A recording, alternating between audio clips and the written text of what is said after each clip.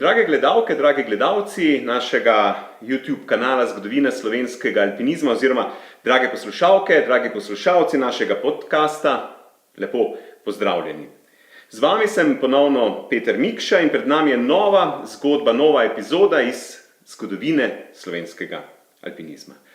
Danes sem na Gorenjskem pod severnimi stenami Grintovcev. Na prav posebnem kraju sem na Jezerskem, natančneje sedim za mizo v Šenkovi domačiji in to s človekom, ki nosi alpinizem in smučino v krvi. Kdo je moj današnji gost, kdo je naš današnji gost?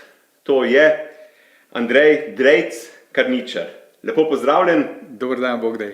Govorimo o članu znamenite alpinistično-smučarske družine Karničar, ki je doma iz Zgornjega Jezerskega. Drejc je svojo plezalno in smučarsko pot začel v okolju, ker lahko rečemo, da je v bistvu plezanje in alpinizem skoraj naravna danost. Že kot mlad fant je pomagal na Češki koči, ki jo je družina Karničar več desetletij oskrbovala. Ob bratih Davorinu in Luki pa se je tudi sam podal v svet vertikale, sprva v domačih stenah, nato pa tudi v Himalajo. Prav Himalaja je na nek način bila tista pobudnica oziroma obletnica, ki jo bomo kmalu obeležili, da sem se tukaj srečal z Drejcem, kajti leta 1995 je Drejc skupaj z bratom Davorinom stopil na vrh Anapurne. S tem sta Slovencem dokončno odprla vrata vseh 14 8000-čakov, torej to je bil zadnji od tako željenih vrhov 14x8000. Ampak z pristopom se je zapisala še ena prelomnica, oziroma ne samo s pristopom, ampak s tistim, kar je potem sledilo. In sicer Drejc in Davo sta postala prva Slovenca, ki sta se s smučmi spustila z vrha 8000-čaka, torej govorimo z Anapurne. Drejc je tudi gorski reševalec in sicer v lokalnem društvu GRS Jezersko. Ne samo, da je reševalec, več kot 20 let je vodil tukaj lokalno društvo in seveda sodeloval na reševalnih akcijah. Med letoma 2006 in 2010 pa je bil podpredsednik Gorske reševalne zveze Slovenije. Danes skupaj z ženo Polono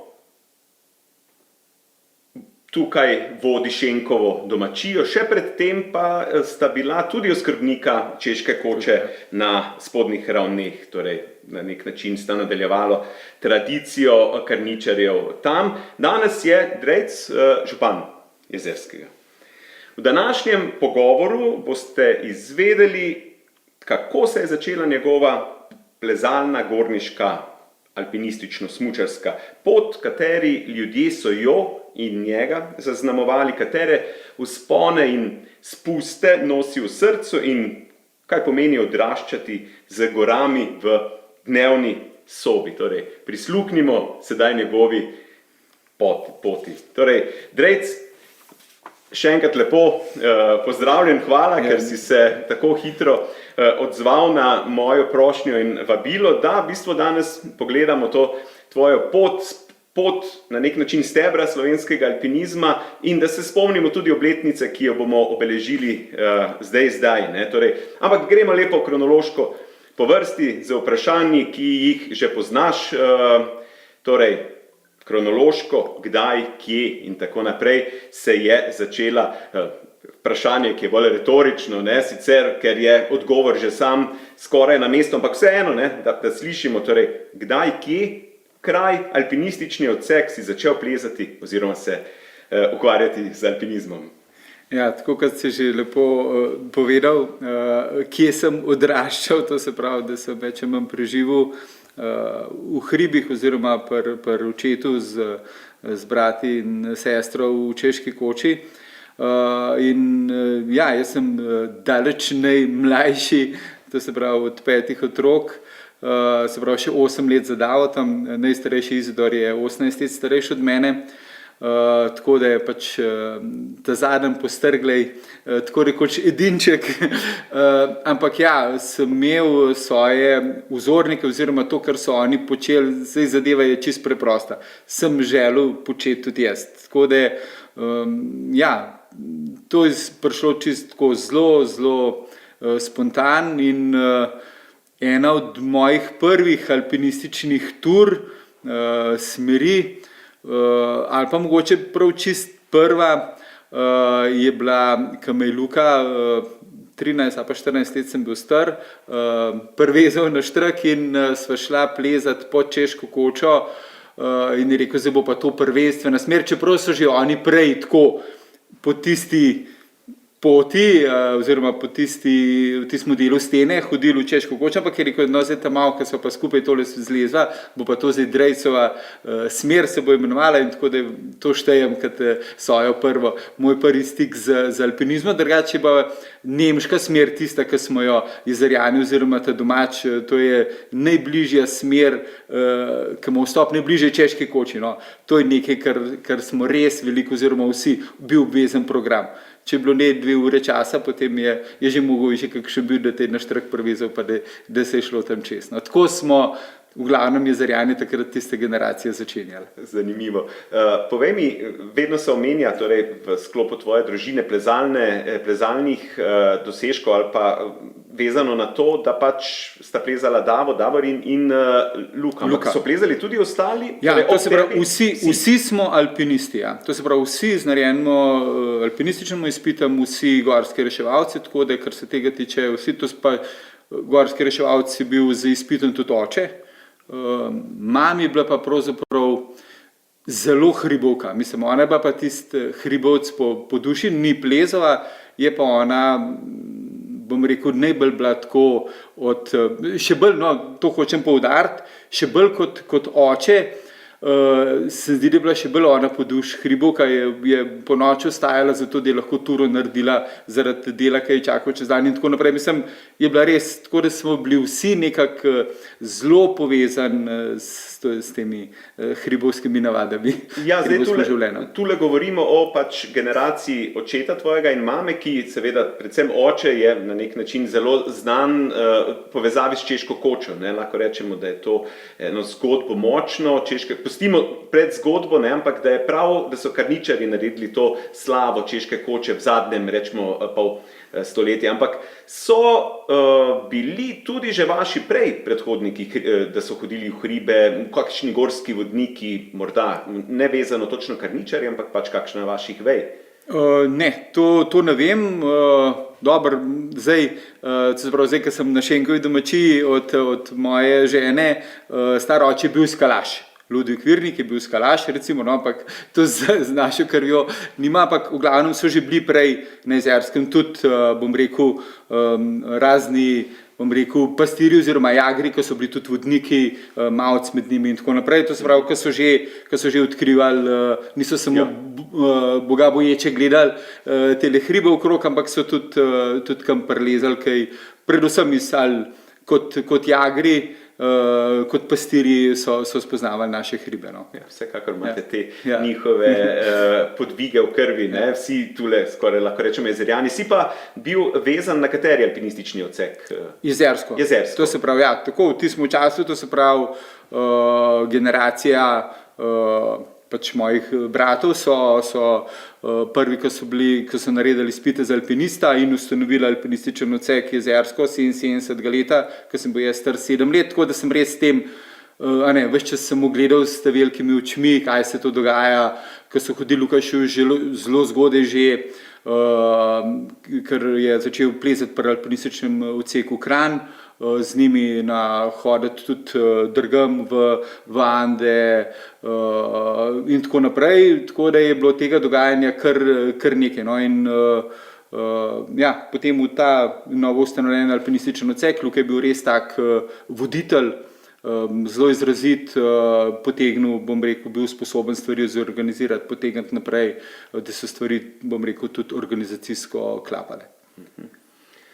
Ste na začetku, torej ti in seveda tvoji bližnji, kje ste največ plezali? Dobro, vemo, Češka koča, omenil si nemško smer, ampak levo, desno, torej stene nad Češko kočo? Ja, mi smo res, bom rekel, lokalci, tako da ja, mi smo v glavnem veliko plezali samo doma, no, tako da ja, v glavnem stene na Češko kočo, to je bilo tisto osnoven izhodišče, ker je bilo res blizu, enostavno, pa po drugi strani pa večkrat zadosti možnosti. To se pravi, v stenah te okrog Jezerskega je čez 300 smeri, no.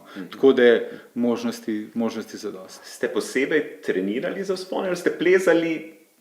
Ste v bistvu trenirali s plezanjem? Trenirali s plezanjem, ne več, ampak smo tudi, bom rekel, v tistem obdobju plezališče Mlinarjeva Peč v centru vasi, tako da smo lahko tudi, bom rekel, trenirali oziroma se pripravljali, če temu tako rečemo, tudi bližje oziroma taka lepa južna stenca je, da se da krasno tudi, tako da smo celo nekaj športnih smeri, je bilo tam noter postavljenih, Davo je kar, bom rekel, tudi, mislim, da je okrog Kosmice je tudi plezal v skali, jaz več kot 7 nisem nikoli, tako da ja, smo se tudi na ta način še dodatno urali.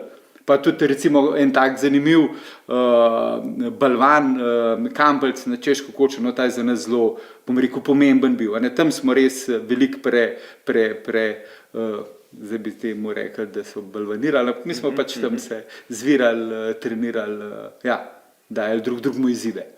To je točno to, ne? Pri plezanju vedno najdeš izzive, ali je to krajša ali daljša smer, takrat, ko si željan, je dovolj tudi ena manjša skala. Tvoji soplezalci, več ali manj so bili to seveda družinski člani. Ja, to se pravi, Davo in Luka, bi težko koga drugega izpostavil, da sem res, pa dobro, tudi drugi kolegi iz alpinističnega odseka, ampak relativno zelo malo sem plezal ali pa se privezal na štrk še s kjermo drugmo, ja, tako da v glavnem res Jezerska dolina. Pomeni, da naslednje vprašanje že vemo skoraj odgovor in sicer ljudje, so plezalci na splošno, ki so najbolj močno vplivali na tebe, da si se razvil v plezalca, alpinista, kot si danes, ne, pač vprašam, to je vprašanje, ki ga imam vedno in so različna vprašanja, različni odgovori, ne vem, Klement Juk, Joža Čop,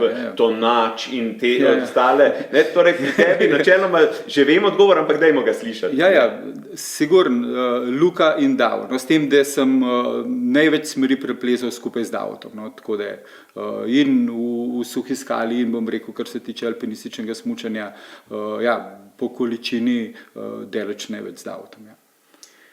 Po teh prvih izkušnjah v stenah Jezerskega pa si v bistvu šel tudi že kmalu v višje gore. Kako je potekala ta pot do Anapurne 95, nekako poglejmo, ja. Ja, tako kot sem še prej omenil, to se pravi, za Jezerjane so tuje gorstvo, vse drugo, kar ni na Jezerskem, to se pravi, Julici je za Jezerjana že tuje gorstvo, mislim, malo se šalo, veliko zares, tako da tam, ja, vse sem nekaj plezal tudi v Julicih, ampak ne prav veliko, tako da zdaj moja prva, tako tujina, pač klasično Mont Blanc, mislim, da je pri 16 letih prvič, pa poj še kar nekajkrat, v glavnem skoraj zmeraj potem na smučeh, tako da ja, centralne Alpe, to, poj pa že 93. leta, ja, to se pravi recimo, da sem s 15 leti začel bolj aktivno plezati, ja, že recimo pri 23 letih je bila pa ta moja prva odprava na Šišapangmo, to se pravi želja smučati z 8000-aka, to se pravi Matej Kranjc pa Luka sta smučala iz pika komunizma, to je bil do takrat najvišji, pač 7500 približno, toliko je visok pik komunizma, najvišji spust za Slovence in je bil to. In takrat je bila ta scena alpinističnega smučanja v Sloveniji izjemno živahna. mislim, da ni bila ne prej, ne poj, nikoli. Tudi organizirani smo bili, ustanovili smo svojo podkomisijo za alpinistično smučanje, znotraj komisije za alpinizem. Tako, bili smo res ena taka živahna družba, tudi izdani bo vodniček strme smučine.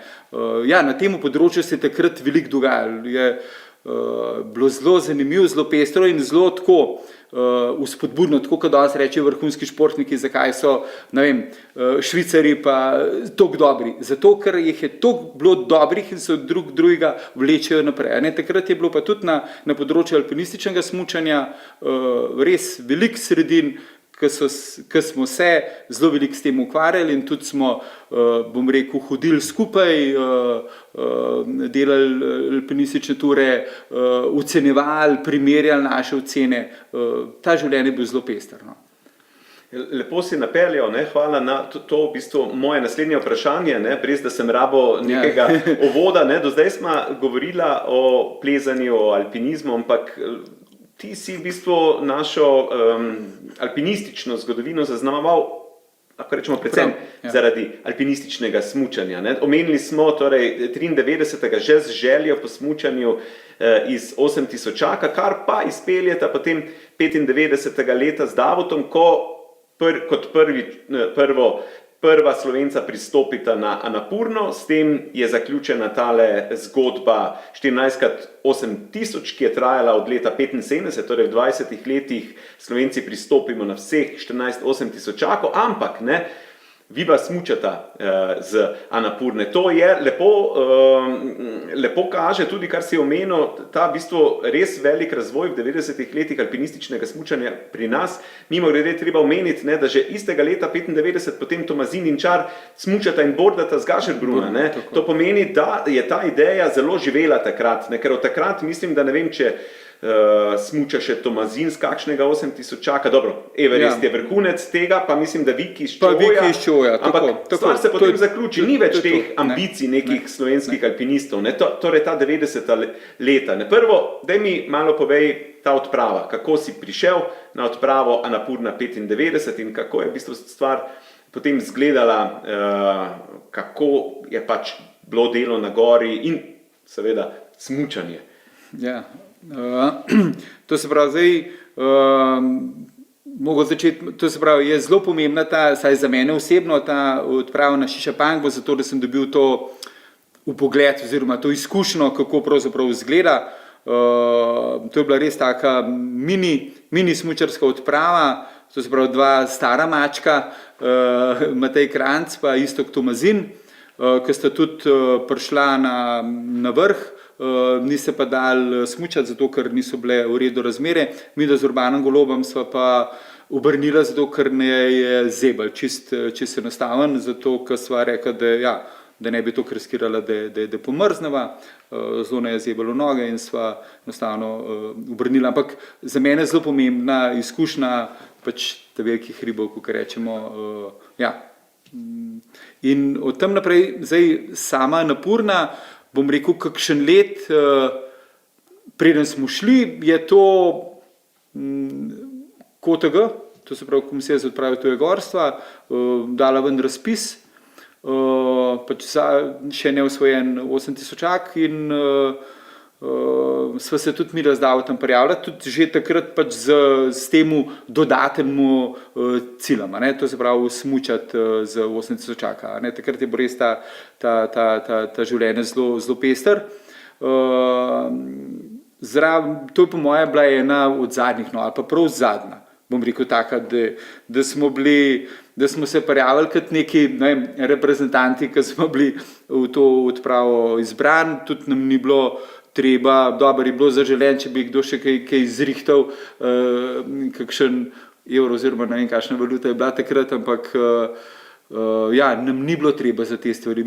Naša naloga je bila pripraviti se čim boljš in iti tja na špičen, kad se je dal in probati priti na vrh in za neje dol smučati.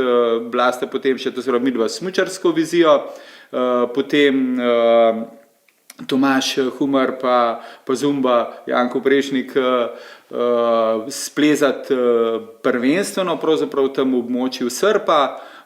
Viki in Stipe sta bila pa, oziroma takrat je Viki še po 10 že osvojenih 8000 odkrito cilov na komplet, vseh 14, pa potem še pridružen član Carlos Carsolio, zdravnik je bil Damjan Meško, Tone Škarja je pa to odpravil fantastično vodo. No, tako da ja, pač smo se pripravljali, res imeli en tak cilj. Mislim, to je bilo za mene, že ko sem prvič čul, če bi me pred 20 letih vprašal, če bom kdaj Himalajo videl, bi rekel, da je to skoraj nemogoče, pa zelo malo verjetno. Ampak pa če ne stvari, zdaj, ko gledam nazaj, če jih res predano počneš, ja, se pa stvari zgodijo. No? Pa tako da ja, od začetka je bilo še obakrat, je bil v igri zelo tudi Luka, da gre in na Šišapangmo,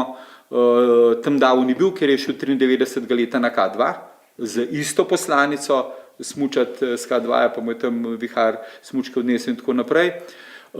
Ampak Luka pa je bil pa že toliko vpet v realen življenje, da zaradi teh obveznosti, on je bil, takrat je že bil ravnatelj v predvoru v šoli in enostavno se tega več ni mogel privoščiti. Bi zelo rad, bi bil zelo sposoben, kar se tega tiče, sem prepričan, da bi, ja, če bi bilo vse ok, bi bil ravno tako uspešen brez problema, ampak enostavno zaradi drugih obveznosti ni mogel biti zraven del te zgodbe. No. Tako da to je bila ideja, ko smo šli zdaj vse skupaj je trajalo, mislim, da skoraj 2 meseca, mi smo še 8 dni bilo pristopenega marša, da je zdaj že zelo drugače tam jaz, se pravi od 95 leta nisem bil v Himalaji, tako da si zdaj že zelo želim iti pogledati, ker pravi, da so kar velike razlike. V glavnem 8 dni smo hodili, še eno sedlo smo imeli zelo zasneženo, smo že tam mogli fikse napenati in tako naprej. Mislim, zelo lepo že tisti del priprave, pa bom rekel čist klasično postavljanje višinskih taborov, prijemljanje smeri, nobenega drugega ni bilo v bazi, tudi nekih sledi, pa zdaj je toliko te debate o onesnaževanju Himalaje, o prebremenjenosti, ampak ta del je bil takrat, se pravi, mi smo bili sami, tudi nisem videl nobenih drugih sledi od tistih odprav, ki so bili pred nami gor. No. Tako da, kar se tega tiče, ja, imam zelo eno tako lepo ali pa idealistično predstavo, pa tudi mislim, da zdaj, no, razen teh najbolj modnih koncev, po mojem, je v Himalaju še dosti prostora, lepega, neokrnega, tako da se še daj marsikero linijo najdeti in potegniti in preplezati ali pa presmučati. No, tako da smo se izmenjevali, pač plezali, opremljali, se aklimatizirali in nama je to se pravi ob tretjič, ko sta na hrib, nam je uspel priti potem 5. dan na vrh, 3 dan je bil zelo slab, je bilo treba cel dan prebivakirati na trojki, pa potem 4 na 7400, pa potem zadnji dan iz 4 do vrha in komplet nazaj dol. Tako da zdaj pri samem vzponu mene je ves čas zelo zebel, sem že omenil tiste težave že 93 na Šišapangmi in sva se takrat je veljala en protokol, da smo se mazali s finalgonom. To se pravi, da smo pred zadnjim finalnim vzponom na vrh namazali noge, stopala s to kremo za boljšo prekrvavitev, kar jaz mislim, da ni bilo najboljše. V glavnem mene po enih parih urah vzpona nehal zebst. In sem še prav da avtor rekel, super, zdaj me pa ne zebe več. Naprej se pa spomnim skozi, da sem tako pač na vsake toliko časa pač tako 10 korakov narediš dihati, pa še na vsakih 20 sem pa še z nogo, sem pa kepa, kako bi jo ogrel pa to, ampak pa takrat naprej bo po meni super. Teh težav ni bilo več, tako da recimo v polnoči sva začela plezati, oziroma z nami je bil tudi Carlos, Carsolja, ta iz Mehike, in smo potem ob cirka 9 bili na vrh. Bil je fantastičen, res tak summit day, tudi popoldne ni bilo spremembe, mislim, to mi je bilo res nekaj neverjetnega, ker prej je bilo skozi tako, dopoldne lepo vreme, vsako popoldne v trenutku sprememba, še malo snega, to je bil čisti klasičen ritem, tisti dan do večera šajba, tako da je brez kakšnega posebnega vetra, mislim, to je bilo res nekaj veličastnega, tako da je pač gor. Zdaj ti strah, nobeden od nas, ali pa da bi mi s kom govorili, kako je bilo potem smučati na taki višini, zdaj, ali se to da, kako spremljaš, kako dela glava. To so bile ene stvari, ki ni bilo pravzaprav noben od naja pravzaprav najbolj jasen, kako ta zadeva klapala, ampak Carlos je imel tudi sabo eno kamerico, tako da je nekaj tega tudi posnetega. Stipe je ves čas zadevo snemal že tako, potek same odprave, pa tudi ta smučanje, takrat sta bila z Vikijem na enki, med enko pa dvojko. Veze so delale, tako da smo povedali, kdaj smo bili, kdaj smo začeli, tako da je pa tudi zadeva bila lepo dokumentirana. In je še pravzaprav zelo v redu, ker vršen del je kar sploh kuluar, strm, je bilo trdo, ampak ne pa ledeno, tako bom rekel. Tako da se je dal nekako to varno, tisti prvi zgornji del, tisti je bil, bom rekel, najbolj nevaren, najbolj izpostavljen, ker tudi od spodaj je bila pravzaprav stena, ni bilo nekega lepega izteka. Potem v zgornji del je tak ogromen, to je taka streha napurne, ne prestrma, zelo širok, ki izvoha dol, sam da je nepar zvohov skupaj. Pa zelo strn srednji del, to se pravi med dvojko pa robom srpa, tisti del je bil pa zelo strm, tam so pa mogli dvakrat po 10 metrov tudi se abzajala čez ledene skoke, ki je pa fizično nemogoče bilo tam kjerkoli najdeti kakšen prehod. To se pravi, zaradi lažje orientacije smo si postavljali bambusove palce, zastavce, ker recimo na robu tega srpa je Francoz Morin, ki je poskušal že smučati z vrha na napurne, nekako obvisil in umrl. Niti ne vem čisto točno kakšnih okoliščinah, pa enostavno Napurna je objektivno zelo nevarna gora, tudi še zdaj mislim, da ima najslabše razmerje, se pravi najbolj smrtonosna razmerje, koliko je alpinistov prišlo na vrh in koliko jih je med tem umrl, mislim, da je še zmeraj najslabše. Takrat, ko sva midva plezala, midva sva 84 pa 85 na vrhu, pa že čez 50 je bilo smrtnih žrtev.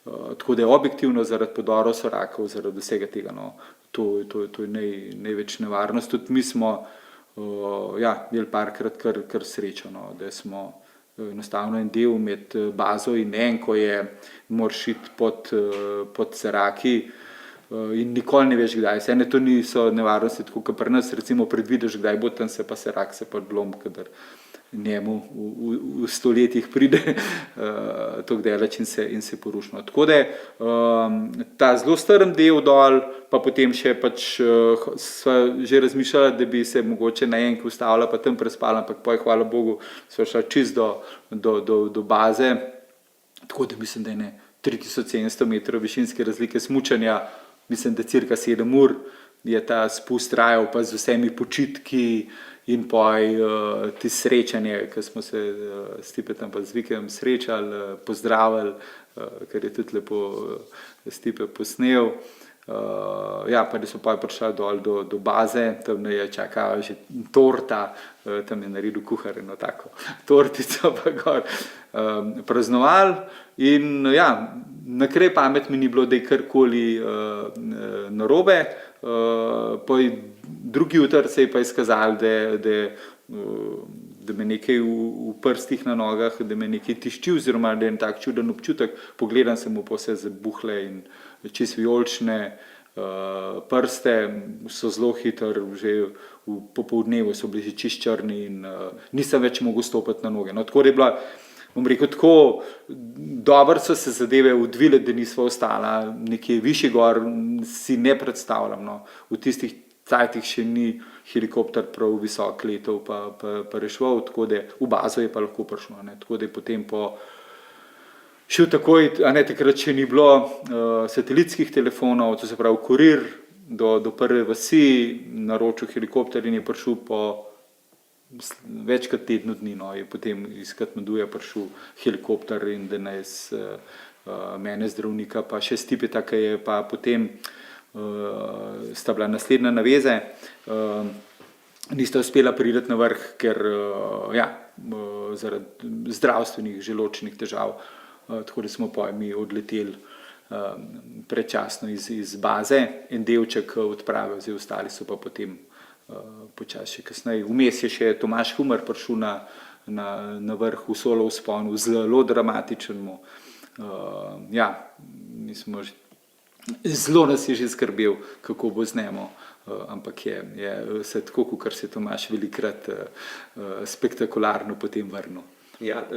Ta zgodba je na nek način vezana na moje vprašanje, kak vodja je bil Tomo. Kak vodja je bil Škarja, Tone, ker vem, da je bil da je znal zelo avtoritativen. Mislim, da je znal voditi zadeve in vemo, da je tu v bistvu Tomaž malo šel na svojo roko, ali kako že na vrh.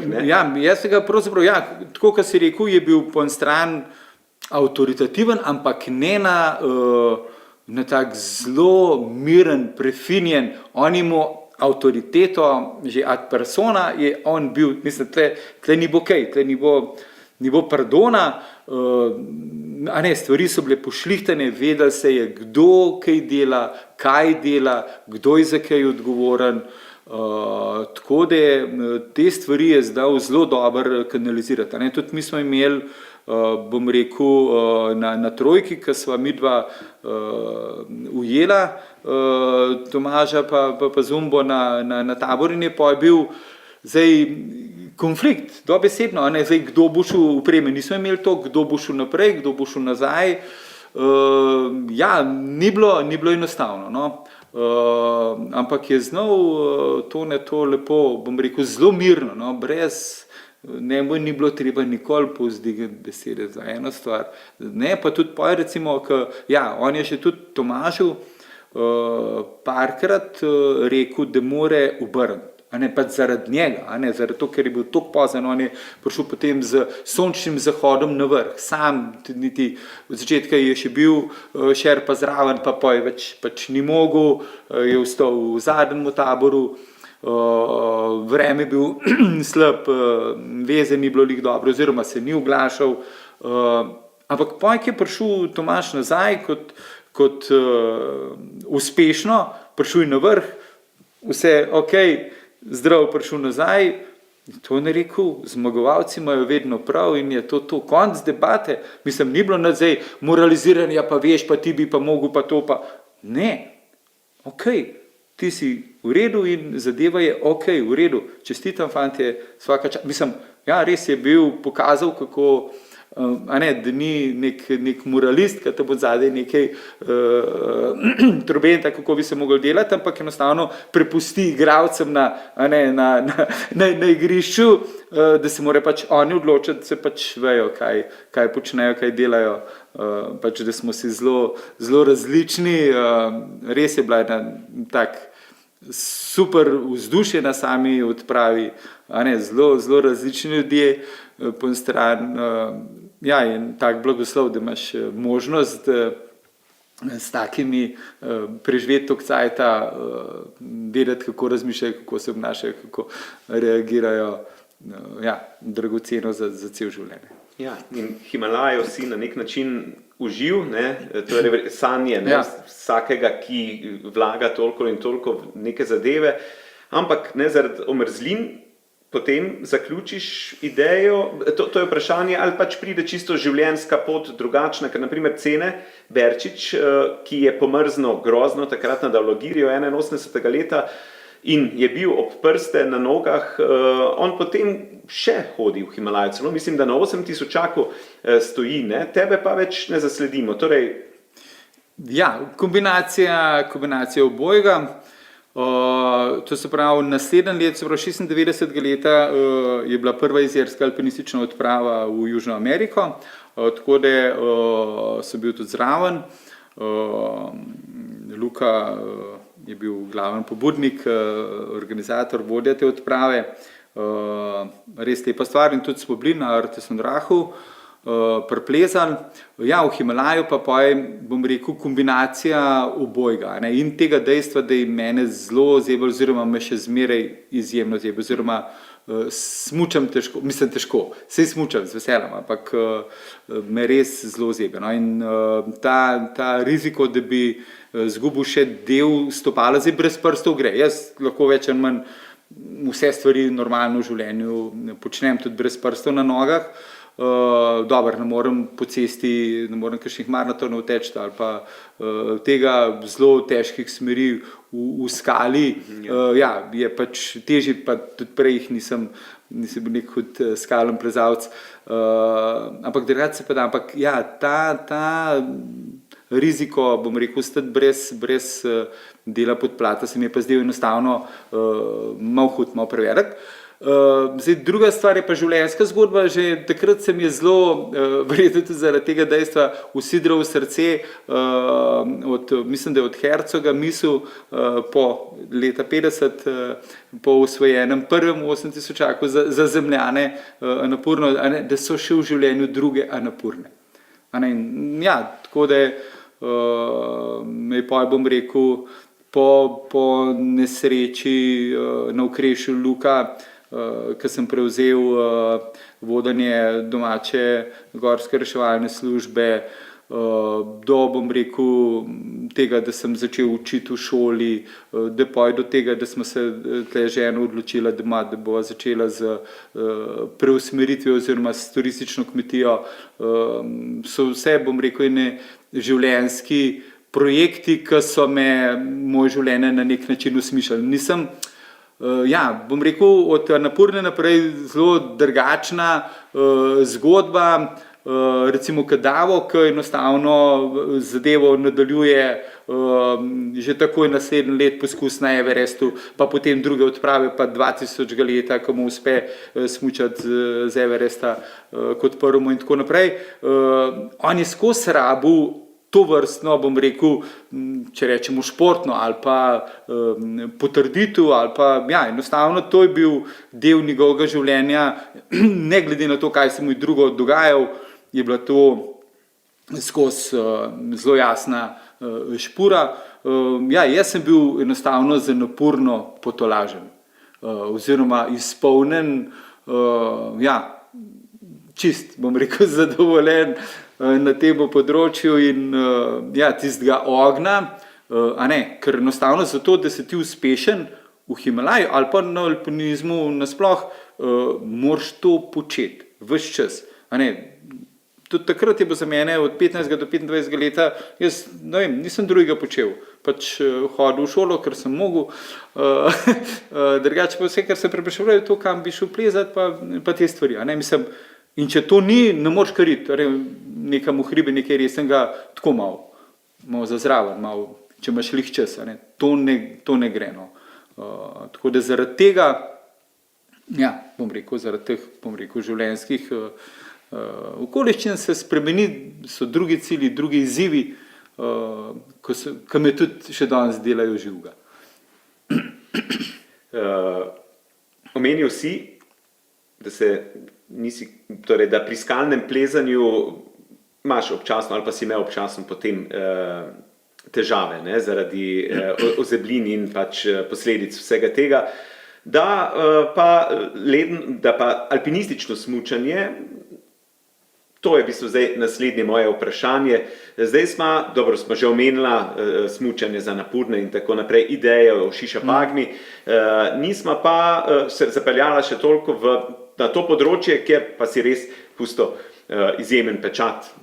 Davo je bil na nek način tule verjetno nosilec tega, tudi Luka, ampak tudi ti si opravil strašno težke spuste.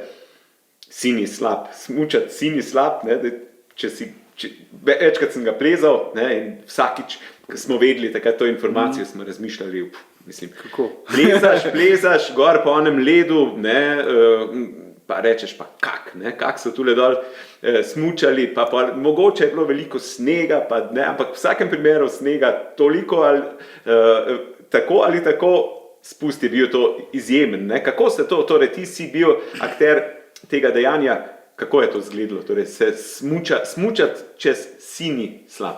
Zdaj, Davo je že prej enkrat to naredil, mi da so potem, zdaj pa ne vem točno kjerga leta, ampak nekaj let prej mu je to že enkrat uspel. Ko so še midva, pač to je bil Davo ta drugi spust, moj prvi in edini in zadnji, zelo vsi moji trije. Jaz sem bil star takrat 19 let, v glavnem, ja, predpogoj je, da je veliko snega. To se pravi, veliko snega, da ko predrsiš čez ves ta zgoren del, da se imaš kje zaustaviti. To je predpogoj. Če tega nimaš, to ne gre. Pač čez fizično, ampak še vse je pa treba, bom rekel zdaj, če zgori dol prvi raztežaj ali pa zadnji raztežaj, pač tam, kjer lahko zdaj tudi maha ali pa če ni prav dobro narejen leto po samo izstopu, zdaj tam je že precej strmo, pač tam imeti ves čas toliko pod kontrolo, da prideš na ta del, ki je recimo pred zadnji raztežaj samega plezanja, ves tisti del, to pa je kar 30 metrov ali pa še 30 do 50 metrov, ne vem, če pač točno koliko je treba po temu ledu presmučati ga oziroma udrseti brez da padeš, brez da te vzame, tako da to pa ni tako enostavno, tako nadolžen. Zdaj spoden skok je tako, da se moraš pač postaviti v padenco, čist navpično se postaviti in potem doskočiti tam noter, da ta spoden ga preletiš, pač da se odločiš, da je toliko brzine, da enostavno greš čez ti spoden skok. No.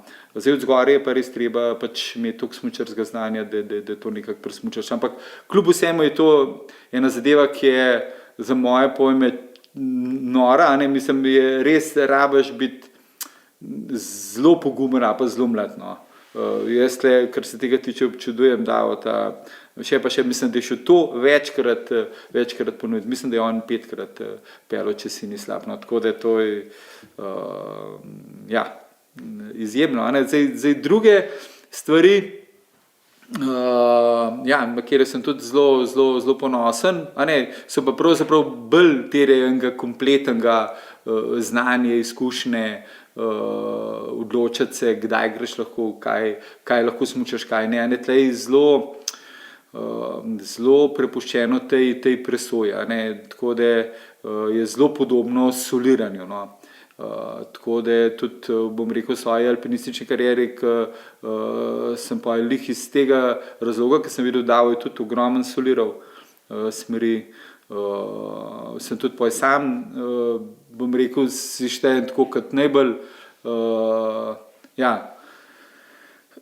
riskantne ali pa, bom rekel, najbolj spoštujem, no, bom rekel, te vzpone, ki jih upravljaš sam, čeprav bi jih najbolj odsvetoval vsakmu, oziroma sem zdi, da je to nekaj najbolj riskantna stvar. Sam nisem plezal sam nekih ekstremno težkih smeri, se pravi 4, 5 čez stene, ampak hočem reči, gre za enak način razmišljanja, se pravi, če si sam v steni, da znaš presoditi in enako je, če smučaš, alpinistično smučanje je zelo podobno temu, no.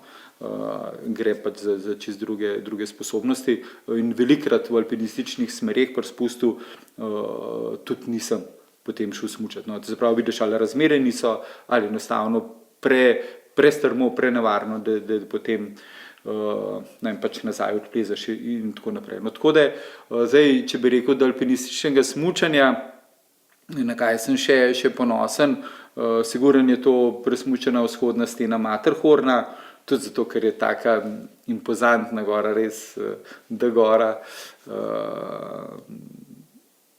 Pa v naših hribih in smučanje skočne v območju Kremžarjeve poti, potem iz Dolgega hrbta območju, pa čez Mlinarsko sedlo pa območju poti. To je tudi Davo enkrat z GoPro kamero zelo dobro posnel, čeprav te posnetki GoPro so mi prehude, no, enostavno. Zdaj gledalca postavlja en položaj, ki ni realen, no, in tam imaš občutek, mislim, je prehuda, no, mislim, in smo zmeraj imeli recimo izziv, kako za alpinistično smučanje posnet, da bo se videl, da je strmo, a ne, ker se že vemo recimo iz televizije, svetovni pokal, mislim, to so brutalno strmi tereni, res brutalno, ampak ti tega na televiziji ne vidiš. A ne, zdaj iz kjerga kota, je to iz kontrabrega, iz strani, zdaj od zgoraj dol, mislim, je zelo težko, a ne, in pa je tudi hiter, pa lahko pa padeš, bom rekel, v en pretiravanje, a ne, tako da to so imeli tudi takrat v 90-ih velikenih diskusij, pa enih razglavljanj, kako se to najbolj objektivno lepo in pa da je pa videti, kako to pravzaprav v resnici zgleda, no, tako da je bilo to zanimiv. Sem rekel, menu Matterhorn, pa potem te smeri pri nas, pa tudi ena stvar, ki ni tako odmevna, ampak je meni zelo pri srcu, oziroma zdaj rad pogledam, je pa v Ledinskem vrhu Skovirjeva smer. To ni bilo še nikoli ponovljen, tudi ni prav zelo, mislim, da je se dala oceno samo 5+, ampak je pa res zanimivo, to se pravi, alpinisti kavajo, se pravi, levo od zgornjega ledinca, to se pravi, posredin Ledinskega vrha v grapo noter. No, to se zdi, da je ena taka, enkrat so se naredile, so bile v redu razmere, da so tam najdla, na to sem tako še, bom rekel, še posebej ponosen. Ampak, če bi mogel izpostaviti eno smer, ki bi rekel, to je pa smer, ki jo dam na prvo mesto, ne nujno zaradi ocene, zaradi, ne vem, težav, torej ne zaradi težav ocene, ampak preprosto, ker pač je bilo nekaj zraven še dodanega, bi bila to zmeraj napurna. Jaz pač nem tega, ker sem že videl to vprašanje, sem premešoval gor dol, ampak ja, enostavno se te stvari, ja, tam se pač toliko stvari in težko, pač to je težko. Zdaj, to se pravi, ena ponovitev je lansko let, se pravi, prva ponovitev smučanja za napurne je bila lansko let upravljena, no. Tako da to že nekaj pomeni, no. Pa mi tudi pomeni zato, to se pravi, da je še za alpiniste oziroma za alpinistične smučarje to nekaj zanimivega, nekaj vrednega. Tako da mi je, zdaj še to, še mogoče bolj, kot prej, ker rečeš, ok, bila sva prva in edina, ampak ne, to je še zmeraj aktualno, še zmeraj zanimiv. Tudi zanimiv iz tega konteksta, ker sem večkrat, tako, če je pač govora o napurni, pač pogledam, kakšne so razmere pa to. In se je izjemno spremenilo. To se pravi, te klimatske spremembe, pa tajanje ledenikov, pušča pa res krute posledice, bom rekel, za alpinistične smučarje tudi na najvišjih hribih in redko katera sezona je taka, da je pravzaprav to sploh še možno. No, tako da, ja, jaz pač ostajam pri napurni. Tu se mi je zdaj porodilo vprašanje, ko si omenjal te 8000-ake, pa to, misliš, da bo kdaj se našel kdo, ki bo presmučal vseh 14? Je to sploh izvedljivo? Ne, mislim, da ni izvedljivo. Ni izvedljivo. Oziroma, ali pa je po nekih, ni, ker enostavno so zelo različne gore in ne vem, si ne predstavljam, z enega Makaluja, ne vem. Ja, mislim, da ne, no. No, ja, ampak ja, jaz mislim, da ne, no. ker zanimivo je, ne, torej zasledili smo lahko pred leti iskati dva smučanje, ne, pa potem ni bilo več neke ideje o, ne vem, Everestu, ali pa da bi povezal jih več takih. Torej, tule ni govora o teh neki želji 14x8 tisoč. Še eno vprašanje tu, ker si le insider. Leta 93 je že bil Davo na K2. 93 na K2. Ja. Pa je bilo takrat realno že mogoče, da bi probal? Ja, zelo realno in zelo tudi mislim, ne vidim razloga, zakaj takrat ne bi, ampak je, to se pravi, v enem viharju, ko so bili oni v bazi, in on, ki je želel še enkrat s tem namenom prišel gor, še enkrat poskusiti, smuči ni bilo več. On ni našel več svojih smuči.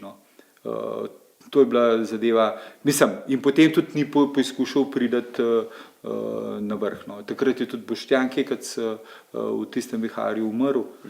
Tako da ja, je bilo pa več tudi, bom rekel, drugih. Odprava je bila uspešna, Viki vem, da je bil na vrhu, pa še, mislim, da je bil Stipe tudi.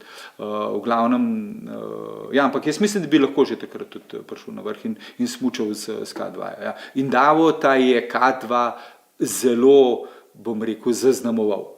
Že od takrat naprej. To pa je ena taka gora, ki je tudi smučarsko, ki je zanimiva, ki je interesantna, ki je res. Ja, mogoče nek markantna, že sama po sebi, tako je, po svoji obliki, po svoji impozantnosti. Ja. Tako da je onbil in tudi Pojk je že dajo večkrat rekel, da je zaključil, da ne bo več. Ne. Ampak Pojk je pa spet na konc K2 ga je spet spravil nazaj, da bi. In je pa spet že poskušal oziroma že organiziral odpravo in tako naprej. No. Potem je bil po istem letu, mislim, da je ta Poljak uspešen. No. Tako. Če se vrnem zdaj na eno zadnjih vprašanj, vprašal sem te, da izpostaviš eno smer, ne, ki je zdaj vemo, ne, Annapurna. Kaj pa obstaja kakšna gora, ne, to je to klasično vprašanje, gora, stena, linija, ki ni bila ti usojena, pa nekje v zadnji, ne da je še želja ampak da rečeš to bi pa res, če bi bilo še prilika ali pa če bi bilo novo življenje, če bi bile zvezde tako in drugače, imaš kakšno res tisto srčno linijo. Omenil si Davota in K2, ne, na primer.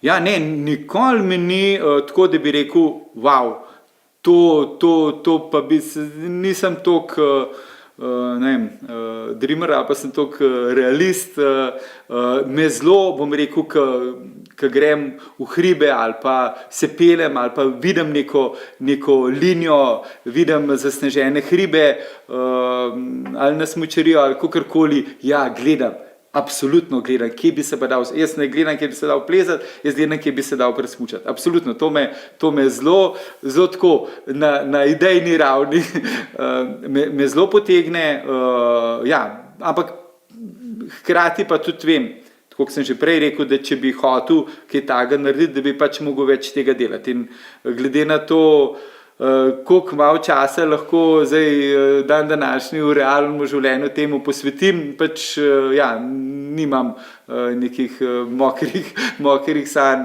po čem takem, z veseljem grem narediti turen smuk, to se mi zdi, da je tisto, kar je najlepše, kar nam alpinizem ponuja, upam, da še dolgo v obdobjih našega življenja, da bomo to lahko še dolgo časa počeli. Ja, tudi za kakšen staren smučanje, ja, saj še kakšen zavoj 2, ja, ampak vidim, nisem več to, kar je bilo včasih. Pač to moraš nekako sam pri sebi sprejeti. Tudi tlegor pač doma gledam večkrat te razmere, kaj pa, kako pa to, ampak zdaj čist pod resno nekaj težkega, pa ne vem, mislim, da se nam več spravil. No.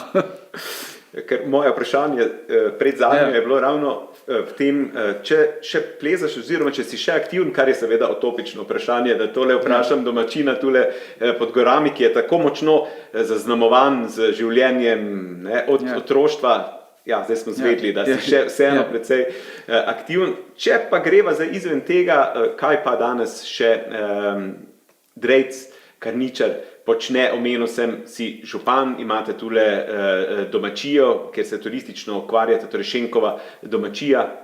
Ja, to je kar, bom rekel, zelo močna dvojna okupacija, ki sem si, bom rekel, sam izbral oziroma pa se pač dal izvoliti. Tako da, ja, ki me zelo posrka, no, in po energiju in po času. Tako da, če se da, grem rad, pa bi šel rad še kaj več tako v hribe, tako in drugače v vseh letnih časih. Drugače pa ja, tudi še kaj drugega počnem, tudi pojem v cerkvenem zboru pevskem, pa potem nastopam v kakšni štori, ki jo poleti igramo na Jezerskem, pa še zmeraj sem gorski reševalec, pač ob tej skrbi doma za našo kmetijo, za turizem, za občane, za to našo lepo Jezersko, ki mi pač kot patriotu, ker so bi, bom rekel, moji starši oziroma moja familija položila nekako v srce. Zelo živim za to, no, da bi Jezersk tako lepo živel še naprej. Ob vsem tem, kar si naštel, si tudi odličen sogovornik oziroma pripovedovalec zgodb iz, rečemo, zgodovine slovenskega alpinizma, in s tem tudi končujemo današnjo zgodbo. Drage gledalke, dragi gledalci, poslušalke, poslušalci, hvala vam za pozornost. Drejc, tebi hvala za te iskrive, zanimive zgodbe, takole, kot je treba. Hvala. Srečno tebi in seveda srečno tudi vsem vam na drugi strani. Se vidimo kmalu.